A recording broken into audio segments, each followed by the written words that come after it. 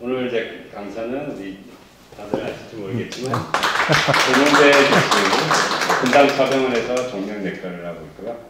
저랑은 뭐 아주 각별하게 친하게 지내고 있고, 제일 처음 MS 병원 강좌할 때 첫 번째 강사 선생님이 이제 한 바퀴 돌고 돌아왔습니다. 안녕하세요. 분당차병원 혈액종양내과 전홍주입니다. 제가 많이 강의를 하다 보니까 환자분들이 직접 궁금해하는 것과 제가 강의하는 게 괴리감이 좀 많이 있다는 생각이 들어서 오늘도 사실 간암, 담도암 이런 얘기를 하려고 하다가 그것보다는 조금 더 환자분들이 도움 받을 수 있는 얘기를 하면, 쉬운 얘기를 하면 좋을 것 같아서 조금 주제를 바꿔봤습니다. 제가 정한 것도 있지만 챗 GPT에 한번 물어봤어요. 환자분들이 항암 치료하면서 제일 궁금해하는 질문 20개가 뭐냐? 한국 환자분들이. 거기에 대해서 챗 GPT가 답변도 주고, 그리고 제가 생각하는 답변도 좀 드리고, 그리고 최 교수님이 생각하는 답변도 좀 드리고, 이러면은 환자분들한테 가장 도움이 될 것 같아서 오늘은 그렇게 준비를 했습니다. 목차는 치료 효과, 부작용, 생활습관, 약물 치료 계획 관련, 일상생활, 경제적인 부분, 재발과 관련된 부분, 이런 거에 맞춰서 한 20개 정도 질문이 있습니다. 중간중간에 궁금하신 부분은 그냥 물어보시면 됩니다.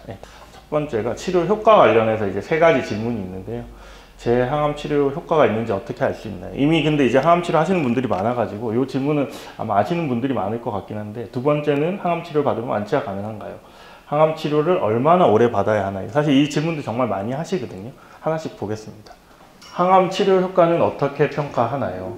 보통은 영상 검사를 통해서 제일 많이 합니다. 그래서 항암 치료 하시면은 보통은 6주에서 한 8주 정도마다 CT를 찍어봐요. 그래가지고 암이 줄어들면 효과가 있는 거고, 암이 커지면 효과가 없는 겁니다. 그럼 이제 약을 바꾸거나 이렇게 해야 되는 거고, 그래서 주기적으로 찍어봐야 됩니다. 그래서 어떤 분은 이렇게 CT 많이 찍으면 해로운 거 아닌가요? 이렇게 생각하는데, 우리가 이득과 손해를 항상 따져야 되거든요. 암 환자분이 CT를 자주 물론 CT 찍는 거 좋은 건 아닙니다. 근데 얻을 수 있는 이득이 한 100이면은요, CT를 자주 찍어서 잃는 손해는 한 1 정도 된다고 생각하면 됩니다. 그럼 99가 이익이면 해야겠죠.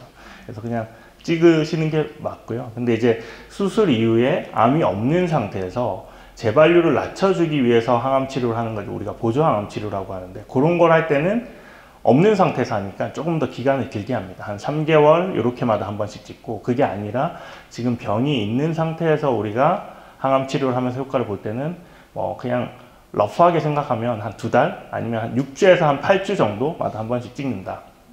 그리고 혈액 검사에서 우리가 암 표지자 수치 같은 것들도 같이 보거든요. 암종에 따라서 다르지만 담도암이나 췌장암 같은 경우는 CA19-9라는 수치들도 보고 하는데, 근데 환자분들이 또 궁금해 하시는 게 있어요. 이렇게 CT는 쪼그라드는데 암 수치는 좀 올라가는 것 같다. 되게 찝찝해 하시거든요. 이거 병이 악화되는 거 아니냐.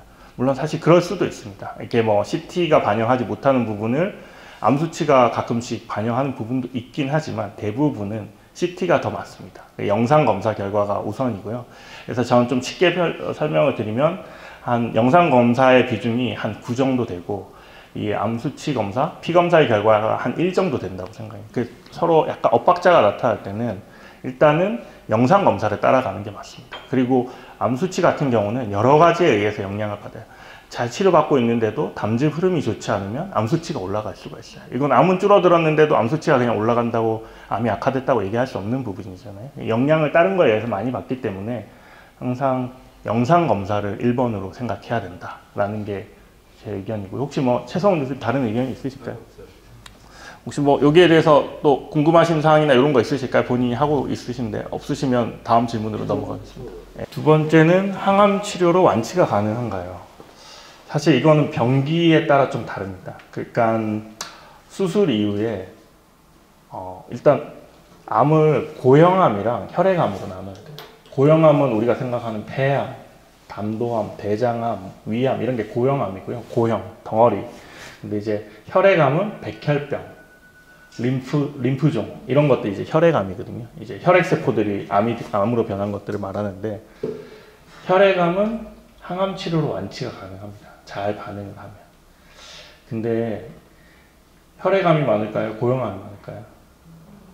고형암이 많아요. 고형암이 90%고 혈행암이 한 10% 돼요. 전체 암의 비중을 보면. 그래서 고형암은 일반적으로 수술을 통하지 않고 완치되기가 쉽지는 않습니다. 항암 치료만으로 완치하기는 쉽지 않은데 아주 예외적으로 항암 치료에 굉장히 반응을 잘하는 드문 암이 있습니다. 그게 고환암이거든요. 그래서 고환에 암이 생기는 경우가 있습니다. 그럴 경우에는 완치가 가능합니다. 하지만 대부분의 고형암은 항암 치료에 반응이 좋았을 때 또 수술로 제거를 해야 되고, 그래서 아까 항암 반응이 좋았는데도 수술 꼭 해야 되고 그런 것들이고, 그리고 수술을 하고 재발률을 낮추기 위해서 항암 치료를 하고, 그럴 때는 완치를 우리가 당연히 하겠죠. 근데 수술만 했을 때는 완치율이 50%인데 수술하고 항암 치료까지 했을 때 완치율이 80%까지 올라간다면 그때 항암 치료하는 거는 완치를 목적으로 하는 거니까 당연히 완치가 맞지만, 일반적으로 병이 꽤 진행된 상태에서 진행성인 상태에서 수술을 못하는 상황에서 항암 치료를 할 때는 완치를 얘기하고 하기는 사실은 어렵습니다. 근데 요즘은 항암 치료가 꽤 반응이 좋은 환자분들이 한 20-30% 있거든요. 이런 면역 항암 치료라든지 이런 것들의 반응이 좋을 때는 완치까지 가는 분들이 있어요. 그럼에도 불구하고 제가 환자분은 제가 완치시켜 드릴게요 이렇게 얘기하는 거는 사기꾼입니다. 그렇지 않고 그분은 그냥 치료 반응이 좋아서 완치가 된 거고, 처음부터 완치를 약속하고 하기는 어려운 게 고형암입니다. 병기가 이미 진행성 병기일 때는. 그렇지만 항암 치료를 했을 때 왜 필요하냐? 항암 치료를 하면 안 하는 것보다 당연히 몇 개월 정도 아니면 뭐 몇 년까지도 더 사실 수 있죠. 나 수명 연장 필요 없어 이렇게 생각하시는 분들도 많거든요. 뭐 나이도 있는데 나는 뭐 그냥 몇 개월 더 사느니, 고통받고 항암 치료하느니 그냥 나는 빨리 갈래 이렇게 얘기하시는 분들도 있거든요. 근데 그렇게 암이 커지면서 이렇게 마지막 시간을 보는 게 그렇게 아름답게 빨리 갈 수 있는 게 아니에요. 암은 암대로 커지면서 고통은 고통대로 커지고 이러기 때문에 삶의 질이 급격히 떨어지거든요.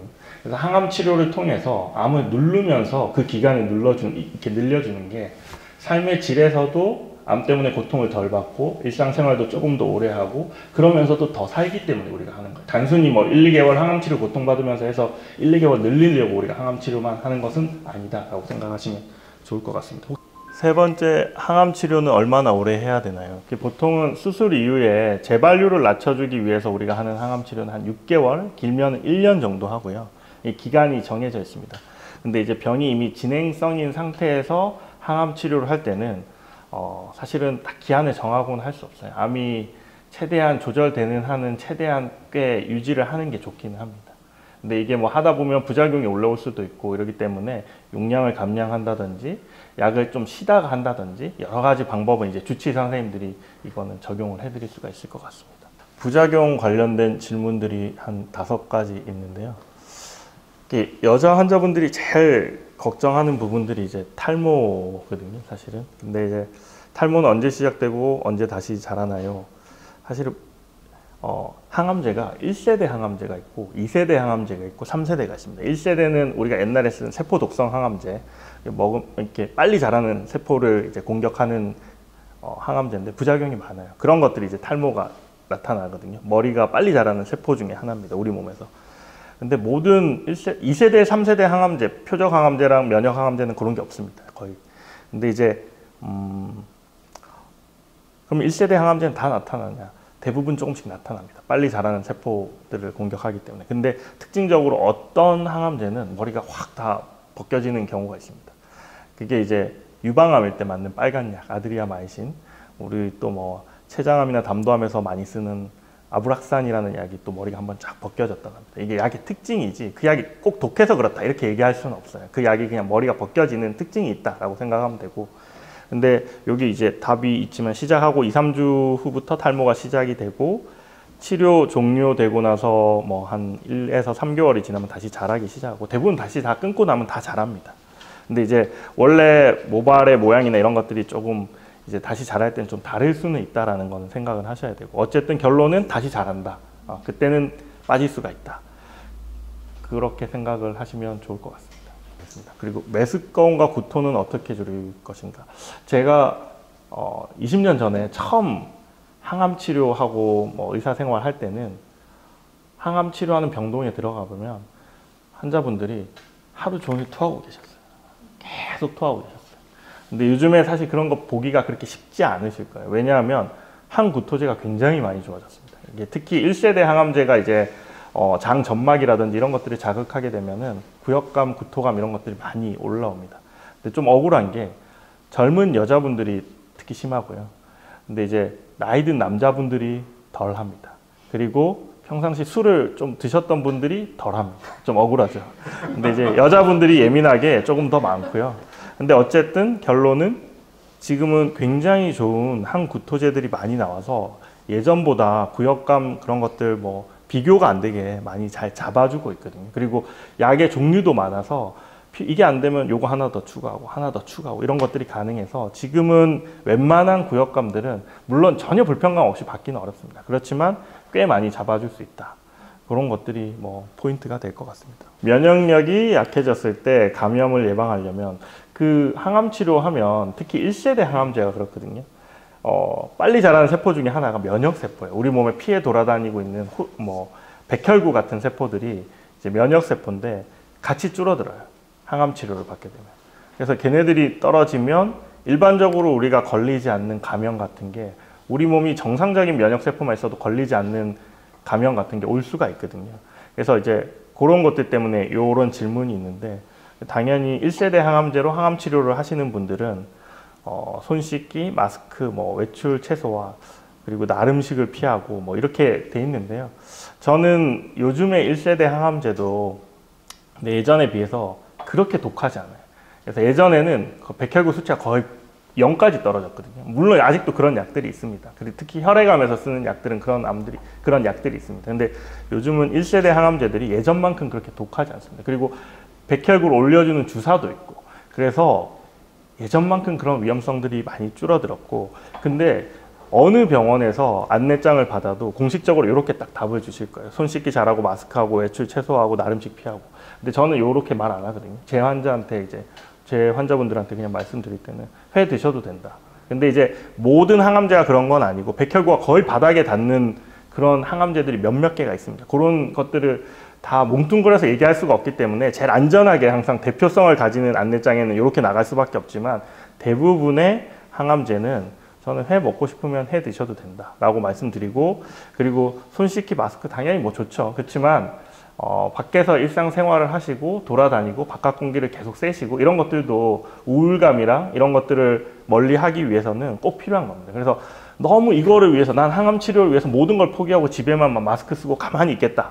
제가 봤을 땐 그거는 더 안 좋은 상황이거든요. 그래서 기본적으로 조금 내 몸을 좀 지켜야겠다. 조금은 위생적으로 해야겠다. 그런 생각을 가지고 계시는 상황에서 필요하면 백화점도 가시고 어디 운동장도 가시고 이렇게 좀, 근데 사람들 너무 많이 모이는 곳 이런 것들을 좀 피하시는 것 정도는 생각하시고 회도 드시고 그랬으면 좋겠고, 다만 열이 나거나 이럴 때는 하루 정도는 타이레놀 먹으면서 볼 수 있지만 그게 2, 3일 이상 지속될 때는 그래도 다른 사람들보다 그런 균 감염에 의한 위험성이 올라가기 때문에 응급실을 오시거나 병원에 오시는 게 좋겠다라는 게 제 생각입니다. 100% 동의합니다. 예. 너무 감염에 대해서 너무 예민하셔서 사람도 안 만나고 하루 종일 방에만 계시고 그때 쳐놓고 방에만 계시는 분들도 있고 그런데 이게 지금 장기간의 싸움이거든요. 이게 정신적인 건강이 더 중요한 싸움이기 때문에 마스크 필요하면 마스크 쓰고 햇빛 많이 쬐고 이렇게 좀 일상적인 생활을 하면서 해 나가야지 너무 그렇게 움츠려 있는 거는 오히려 더 부작용이 더 클 거라고 생각이 들고요. 특히 이제 열 나는 거는 이런 감염도 있긴 하겠지만 특히 이제 췌장, 담도암 이쪽 부분들은 어쩔 수 없이 이게 담도 폐쇄 또는 스텐트 이런 문제로도 열이 많이 나기 때문에 우리가 피할 수 없는 부분들도 상당히 상당수가 있습니다. 그러니까 열 때문에 뭔가 생활이나 활동 이런 걸 제한하는 것은 별로 바람직하지 않은 것 같습니다.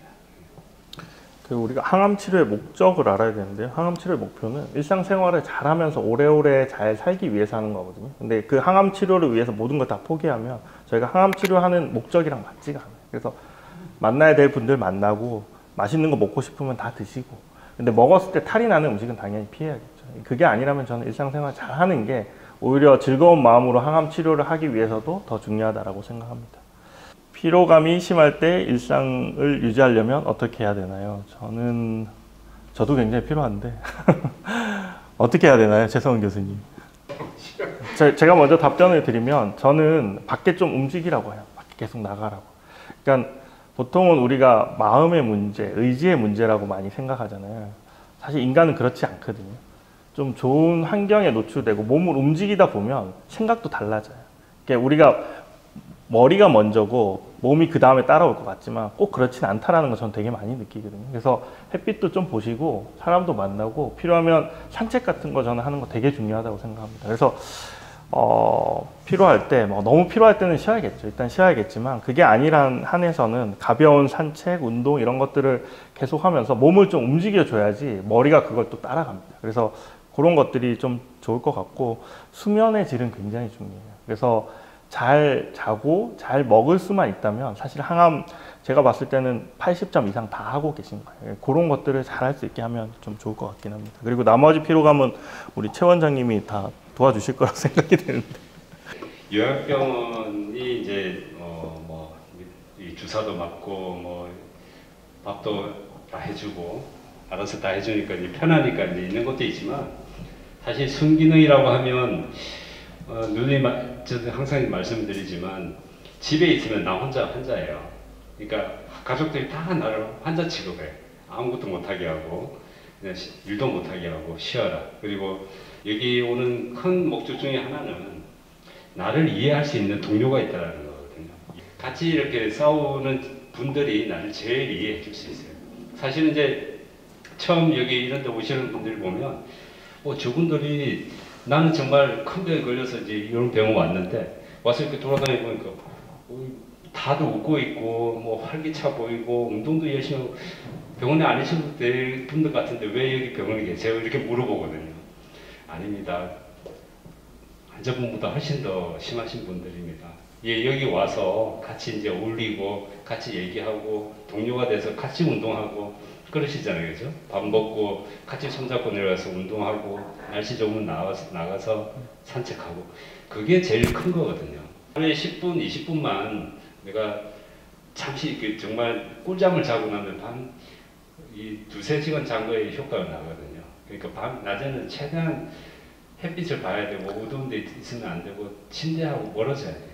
항상 하루 종일 이런 데서 밝은 데서 운동하고 날씨 좋으면 나가서 같이 산책하고 이런 것들을 계속 이어나가야 우리가 이 장기전으로 돌입할 수 있을 것 같습니다. 네.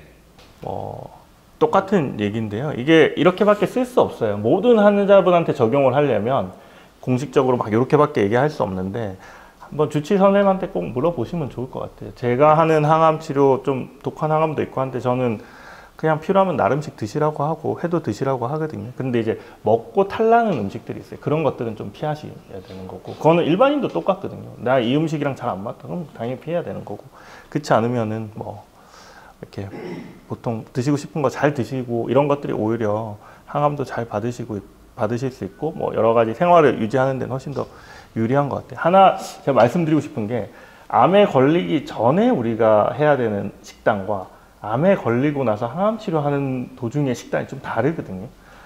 그러니까 대부분이 헷갈려 하시는 게 암 걸리고 나서 항암 치료를 막 받고 있는데 나는 담백한 위주로 먹어야 되고 고기도 피해야 되고 이렇게 소금기 있는 것도 최대한 피해야 되고 이렇게 생각하시는 분들이 되게 많으세요. 근데 항암 치료할 때 굉장히 많은 에너지가 필요합니다. 단백질이랑 암에 걸리고 나서는 잘 드셔야 돼요. 뭐든. 제가 그래서 항상 말씀드리는 게 안 먹는 것보다 그러니까 좋은 거 막 간도 안 돼 있는 거 계속 집에서는 막 생각해 준다고 주고 이러는데 맛이 없는 거 당연히 입에 안 넘어가죠. 항암 치료해서 안 그래도 입맛도 없는데 당연히 안 돼요. 저는 그거가 절대적으로 틀렸고 라면이라도 드시라. 그러니까 안 먹는 것보다 제일 나쁜 게 안 먹는 거고 라면이라도 드시고 아이스크림도 먹어도 되고 먹고 싶은 거 다 드시라. 제일 나쁜 거는 안 먹는 거다. 항암 치료 중에는. 그러면 이게 본인들이 생각하는 거는 암에 걸리기 전에 나는 야채를 많이 먹어야 되고 그렇게 분명히 말을 하죠. 근데 그렇게 하면 그럼 결과적으로 정말 암에 안 걸리느냐? 아니요. 제 환자분 중에서는 자기는 너무 억울하다고 하는 분도 계세요. 자기는 운동도 일주일에 몇 번씩 열심히 했고 식단도 되게 열심히 했고 그리고 안 좋은 뭐 고기류도 별로 안 먹었고, 그리고 뭐 술, 담배 당연히 안 했고, 왜 자기가 이 암에 걸리는지 모르겠다고 너무 억울하다고 말하는 분이 계시거든요. 근데 암의 3분의 2는 그냥 우연에 의해서 걸리는 거예요. 이렇게 어떤 유전자가 우리가 몸에 계속 세포들이 복제를 하고 그 과정 중에 우연에 의해서 암세포의 유전자가 이상이 생기고 그래서 이제 암이 생기는 거거든요. 본인들 잘못이 아니에요. 그래서 그렇다고 해서 너무 뭐 열심히 했다고 해서 암에 안 걸리는 것도 아니고, 그러니까 3분의 2가 그렇거든요. 그리고 한 10% 안 되는 환자분들이 유전 때문에 암이 생기는 거예요. 그리고 한 10에서 20% 정도가 술, 담배, 환경 이런 것들, 매연 뭐 이런 것들 노출돼서 이제 환경에 의해서 생기는 건데 별로 많지 않습니다. 그러니까 대부분은 본인이 잘못해서 생긴 게 아니라 그냥 우연에 의해서 생기는 암이거든요. 그래서 열심히 막 음식을 먹는다. 물론 그렇게 하면 조금 더 좋겠죠. 확률을 낮출 수 있지만 저는 그것도 근데 절대적이라고 생각하지는 않고, 그래서 그냥 잘 생활하시면 된다. 그리고 항암 치료 중에는 잘 드시는 게 더 중요하다. 일단 제 생각입니다. 약물 및 치료 계획과 관련해서 이제 점점 뭐 끝을 향해서 좀 가고 있는데요. 항암제 종류에 따른 뭐 치료 효과 부작용인데, 항암제 종류는 여기 보시는 것처럼 1세대 항암제가 세포 독성 항암제, 2세대 항암제가 2000년도에 나오기 시작한 표적 항암제, 표적이 있는 약제, 표적이 있는 암만 공격하는 거죠. 3세대가 2010년 이후부터 나온 면역 항암제인데요. 각각 특징이 있어요. 세포 독성 항암제는 빨리 자라는 세포를 공격하는 거예요. 그러니까 암만 잡는 게 아니라 우리 몸에서 빨리 자라는 세포, 머리카락, 점막 그런 것들이 손상받으면 부역구토도 나타날 수 있고, 입안이 헐 수도 있고, 그리고 백혈구 수치 이런 것들이 떨어질 수가 있고, 이런 것들이 이제 1세대 항암제의 특징이고, 표적 항암제는 표적이 있는 암 환자분들에서 주로 쓰는데, 그래서 표적이 없으면 사실 대부분의 암 환자분들은 표적이 없거든요. 그래서 대부분은 해당이 안 되는 게 있어요. 근데 표적이 있어서 썼는데 그러면 치료 반응이 꽤 좋은 경우가 많은데 이게 영원하냐? 아니요. 표적 항암제 한계는 한 1, 2년 정도 효과가 좋게 유지되다가 결국은 내성이 생기는 게 또 표적 항암제 한계예요. 그래서 완치가 그때까지는 없었죠. 우리가 암과의 전쟁에서 막 쉽게 이길 수가 없었던 게 그런 건데, 세포독성 항암제, 표적 항암제 다 어쨌든 암을 공격하는 건데요. 면역 항암제는 우리 몸에 암을 공격하는 게 아니에요. 우리 몸에 면역을 활성화시키는 거예요. 잠들어 있던, 그래서 암을 공격하지 않고 그냥 자고 있었던 면역 세포들을 일깨우는 거예요. 그래서 다시 암을 공격하게 하는 거예요. 암 세포들은 비정상이거든요. 정상 세포와 달라요. 사실은 정상 우리 면역계가 살아있으면 걔네들을 공격해서 제거를 해야 되는데 암이 되게 영악하거든요. 그래서 딱 숨기고 있어요. 근데 그래서 공격 못하고 있는 면역계를 요 면역 항암제를 쓰면 그런 것들을 탁 치워버리고 다시 공격할 수 있게 하는 게 면역 항암제의 특징입니다. 그래서 큰 장점은 면역 항암제는 효과가 없는 분은 전혀 효과가 없는데, 효과가 있는 분은 드라마틱한 반응이 있을 수 있고, 사기암 환자라 하더라도 완치가 되는 게 면역 항암제의 큰 특징이에요. 근데 면역 항암제 모든 암에 다 듣느냐? 굉장히 많은 암에 듣고 있는데, 굉장히 많은 암에서 일부분의 환자에서 효과가 있어요. 간암 같은 경우는 지금 한 20에서 30% 환자들이 효과를 보고 있거든요. 그래서 달라지죠. 제 환자분들 뭐 예전에는 1년 내에 돌아가셨던 분들이 지금은 5년까지 가는 분들이 막 20, 30%씩 막 나타나고 있으니까, 면역 항암제가 그래서 열광을 하는 거예요. 면역 항암제 효과가 있으면 걔네들이 우리 면역계가 끝까지 쫓아가서 걔네들을 잡기 때문에 내성이 생기지 않고 효과를 기대할 수 있다는 게 큰 장점인 것 같습니다.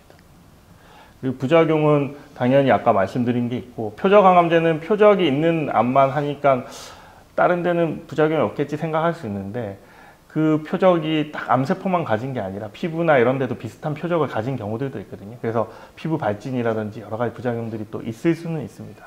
그래서 면역 항암제는 일반적인 굉장히 자연스러운 기전을 이용하는 거기 때문에 부작용이 제일 적어요, 세계 중에서는. 근데 아까 말씀드린 것처럼 면역력을 올려서 암을 잡게 하잖아요. 근데 면역력이 필요 이상으로 올라가는 환자분들이 간혹 있어요. 그런 경우에는 요것 때문에 이제 오히려 자가 면역 질환이라든지 면역이 너무 과하게 올라가면서 생기는 부작용들이 있을 수는 있습니다.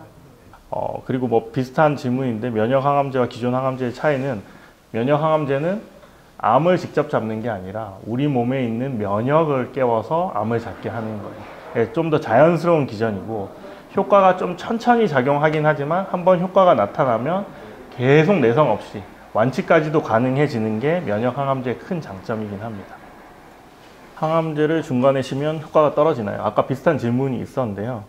항암제를 어떤 분은 이렇게 생각해요. 막 이렇게 2주마다 면역 항암제 맞는데 저 3주마다 와도 될까요? 뭐 좀 스케줄이 좀 요즘에 처음에는 꼭꼭 지키세요. 근데 이제 하시다 보면 이제 여유가 생기고 이제 조금 암에 대해서도 걱정이 조금 내려놓으시면서 제가 이번에 뭐 한 달 정도 있다가 오면 안 될까요? 이렇게 하시는 분들도 계시거든요. 근데 이제 꽤 기간이 되면 저는 그런 것들도 우리가 항암 치료를 하는 목적이 일상생활 잘하고 누릴 거 누리자라고 하는 거가 있기 때문에 저는 그렇게 하라고는 하는데 원래는 그 약을 이 스케줄로 했을 때 이만큼의 효과가 나온다는 게 입증이 돼서 FDA랑 식약처에서 허가가 된 거기 때문에 그 스케줄을 사실 따라주는 게 공식적으로는 맞긴 합니다. 근데 이제 그 기간이 길어지면 사실은 그때는 조금 유두리를 우리가 가질 수가 있습니다. 저 이번에 가족들이랑 해외여행 가야 되는데 한 1, 2주 늦게 와도 될까요? 저 갔다 오시라 그래요.